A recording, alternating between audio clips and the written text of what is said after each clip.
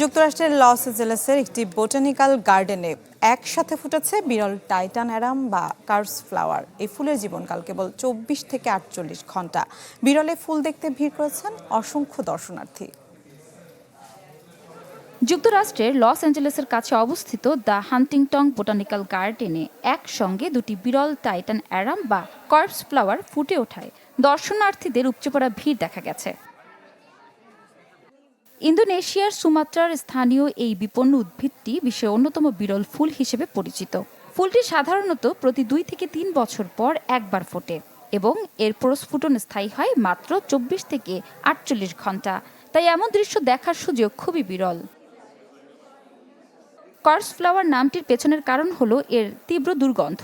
ফুলটি পচা মাংসের মতো গন্ধ ছড়ায়, যা ক্যারিয়ন বিটল বা মাংসখেকো মাছির মতো পরাগবাহীদের আকৃষ্ট করে এবং এই পোকামাকড়ই ফুলটির পরাগায়নে গুরুত্বপূর্ণ ভূমিকা রাখে।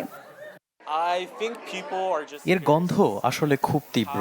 আমাদেরকে সব সময় প্রথম যে প্রশ্নটা করা হয় তা হলো এর গন্ধটা আসলে কেমন।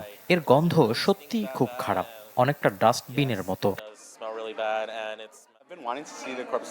আমরা চাই মানুষ মজাদার এবং উত্তেজনাপূর্ণ উপায়ে সংরক্ষণের সাথে যুক্ত হোক। কর্পস ফ্লাওয়ার অসাধারণ। মানুষ শুধু এই ফুলটি দেখতে আসার জন্য কাজ থেকে ছুটি নেয়।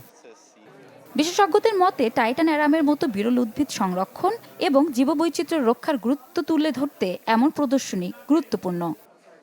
ইফশিতা জামান, চ্যানেল 24।